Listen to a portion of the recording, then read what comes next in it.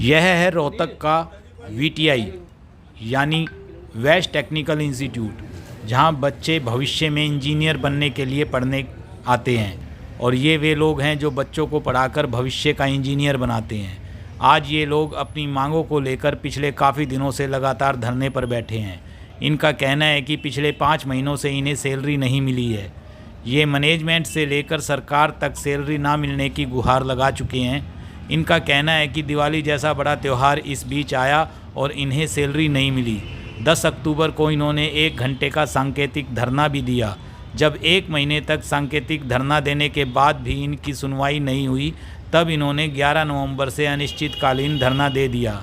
इनका कहना है कि घर में बुज़ुर्ग माँ बाप हैं, बच्चे पढ़ने वाले हैं, ये अपना जीवन यापन बिना सैलरी के किस प्रकार चलाएं।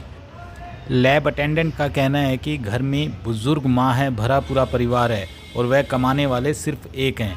ऐसे में अगर उन्हें 5 महीने से सैलरी ना मिले तो वे अपना गुजारा किस प्रकार चलाएं। इन सभी बातों से मजबूर होकर वे लोग अनिश्चितकालीन धरने पर बैठ गए हैं।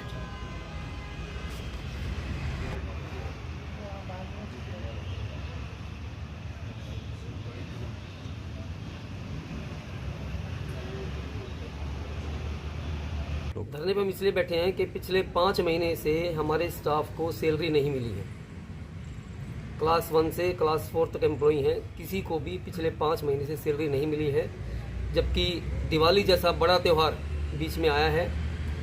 हमारे कुछ स्टाफ मेंबर गंभीर बीमारियों से भी पीड़ित हैं, जिसके बारे में भी हमने अधिकारियों को सूचित कर दिया है, लेकिन उसके बावजूद भी पिछले 5 महीने से सैलरी रिलीज़ नहीं की गई है। बार बार हमने प्राचार्य के माध्यम से मैनेजमेंट को और हरियाणा सरकार के तकनीकी शिक्षा विभाग को लिखा है कि हमारी सैलरी जल्द से जल्द रिलीज़ की जाए, लेकिन उसके बावजूद भी सरकार या मैनेजमेंट पर कोई असर इसका नहीं हुआ और सैलरी आज तक नहीं मिली। 10 अक्टूबर से हम सांकेतिक धरने पर बैठे 1 घंटे के लिए, केवल चेतावनी दे करके कि आप हमारी सैलरी रिलीज़ कीजिए, हमारा स्टाफ परेशान है। 1 महीने तक, लगातार 1 महीने तक बैठने के बावजूद भी कोई सुनवाई नहीं हुई। मजबूरीवश हमने सरकार को और मैनेजमेंट को नोटिस दे करके, 15 दिन का नोटिस दे करके कि यदि हमारी सैलरी 10 नवंबर तक रिलीज़ नहीं की गई तो हम 11 नवंबर से अनिश्चितकालीन धरने पर चले जाएंगे। उसके बावजूद भी हमारी सुनवाई नहीं हुई तो मजबूर होकर के हमें धरने पर बैठना पड़ा है। मैनेजमेंट, इसमें 5% शेयर मैनेजमेंट का होता है, 95% शेयर गवर्नमेंट रिलीज़ करती है। एक जनरल प्रैक्टिस सरकार ने बनाई हुई है कि मैनेजमेंट का 5% शेयर आने के बाद वो अपना 95% शेयर क्रेडिट करती है, लेकिन अभी तक 5% शेयर जो है वो वीटीआई के अकाउंट में मैनेजमेंट का जमा नहीं हुआ है। तनख्वाह नहीं मिल रही जी, 5 महीने हो गए। मेरे अपने घर में भी 2 मेरे mother in law, father in law दोनों बीमार रहते हैं। बेटा मेरा मेडिकल का स्टूडेंट है और बेटी मेरी स्पेशल चाइल्ड है। आप देखो ना, चाहे हम हस्बैंड वाइफ दोनों ही हम कमा रहे हैं, लेकिन दिक्कत तो बहुत है। मैं यहाँ टीचिंग में हूँ, लेक्चरर OMCA डिपार्टमेंट। कब से जॉब कर रहे हैं? सर 22 साल हो गए। तो पहली बार हुआ ऐसा? नहीं सर, पहले भी ऐसा होता है कि मैनेजमेंट का शेयर बीच में नहीं आता है, तो मतलब हम लोग रिक्वेस्ट करते हैं, लेटर्स लिखते हैं, तब जाके हमें मिलती है कोई। हम मतलब कि धरने पर तो हम मतलब अब दूसरी बार आए हैं। एक बार पहले स्ट्राइक हुई थी कई साल पहले, और अब दूसरी बार हम लोगों ने धरना दिया है यहाँ। अब प्रिंसिपल साहब अपनी कोशिश कर रहे हैं, लेटर्स लिख रहे हैं, बात कर रहे हैं डायरेक्टरेट में या मैनेजमेंट से, जो वो कर सकते हैं वो कर तो रहे हैं। तो घर का गुजारा कैसे हो रहा है फिर?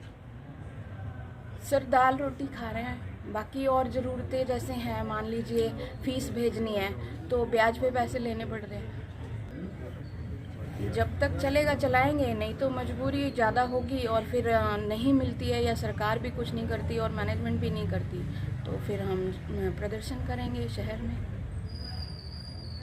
और मैं 1.5 साल से मेरे को पेट का कैंसर है और अभी मेरा ट्रीटमेंट चला हुआ है। अभी लास्ट फ्राइडे से लेकर अब तक लगभग 60-70 हज़ार रुपये मेरे खर्च हो चुके हैं। फ्राइडे को 40,000 के मेरे टेस्ट हुए हैं। पेट से दोबारा से बायोप्सी के लिए पीस निकाला गया था और कल ही मैं कीमो भी लगवा के आया हूँ। तो मेरे को बहुत ही ज़्यादा दिक्कत आ रही है अपना ट्रीटमेंट करवाने के अंदर। और पूरी डाइट भी मैं नहीं ले पा रहा हूँ। जैसे डॉक्टर ने मेरे को बताया, जैसे 2-3 नारियल पानी पीना, तो मैं पी नहीं पा रहा हूँ क्योंकि तनख्वाह ही नहीं मिली हुई है पिछले 5 महीने से। और लगभग 4 लाख के मेरे बिल गवर्नमेंट में गए हुए हैं पास होने के लिए, वो भी अभी आए नहीं हैं। तो इतना पैसा मैं उधार मांग मांग के अपना इलाज करवाने लग रहा हूँ। तो वो यही कहते हैं प्रधान जी से, गवर्नमेंट से, कि भाई ये तनख्वाह जल्दी से रिलीज़ की जाए हमारी, ताकि मैं अपना ट्रीटमेंट अच्छी तरह करवा पाऊँ। डॉक्टर ने बल्कि कल मेरे को बोला था कि 80,000 रुपये का इंजेक्शन लगेगा महीने में, लेकिन मैंने उनको मना कर दिया क्योंकि मेरे पास पैसे नहीं हैं। क्योंकि 7-8 लाख रुपए मेरा बिल्कुल सैलरी और जो मेरे मेडिकल बिल हैं उनके नहीं मिल पा रहा है मेरे को। तो मैं अपना इलाज बताओ कैसे करवाऊँ। और मेरी जो मेडिसिन आती हैं वो महंगी आती हैं, वो मैं नहीं ले पा रहा हूँ। मैं लैब अटेंडेंट की पोस्ट पे कार्य करता हूँ जी। तो क्या दिक्कत आ रही है? दिक्कत सैलरी की आ रही है सर, 5 महीने हो गए, छठा लग गया और गुजारा हो नहीं रहा। घर में और को कमानियाँ नहीं। माता जी वो मेरी बुजुर्ग है, 85 साल की, हर महीने उसकी दवाई आती है। उधार भी मिलना बंद हो गया लोगों से, कितना उठाऊँ, इतना बुरा हाल हो गया। दिवाली बद हमने ये सोची थी कि भाई प्रधान जी दिवाली बद तनख्वाह हमने जरूर दबा देंगे, हमारी दिवाली भी फीकी निकल गई। बड़े परेशान हो रहे हैं और अब भी कोई उम्मीद नहीं दिख रही है थोड़ा बहुत को आश्वासन या कुछ 5% जमा हो जाए, गवर्नमेंट से ग्रांट आ जाए। अभी भी हमने अपना जीवन अंधकार में ही दिख रहा है तनख्वाह के बारे में। तो हमारी तो इसमें तो कोई अभी वो आया नहीं है जी। आज अखबार में स्टेटमेंट आ रही है आपस की, ये आपसी उसमें चल रहा है मामला। पेश रहा है कर्मचारी, ना को कर्मचारियों की सुनता, ना तो जिस स्टाफ ने मतलब बच्चे पढ़ाए या इंजीनियर बनाए, आज उन्हें जो नदरी में बैठना पड़ रहा है। हमने भी शर्म आती है। पहले इतनी बड़ी जो है ना मैनेजमेंट संस्था होती थी, 1995 की बाढ़ में ऐसे ऐसे प्रधान हमने देखे हैं, अपने घर से जो है ना तनख्वाह ले आके गरीब आदमियों को दे दी थी, उनको राशन दिलाया था। और आज हारी बीमारी हो, अब शादियों का सीजन है, स्टाफ मेम्बर का शादी है, अब कन्यादान भी नहीं सोच कर घालना पड़े है कि भाई कितने लिया 500 घाल दे। ये हालात हो रही है जी। वो भी बेइज्जती होने लग रही है। तो क्या करें, कुछ समझ नहीं आ रहा।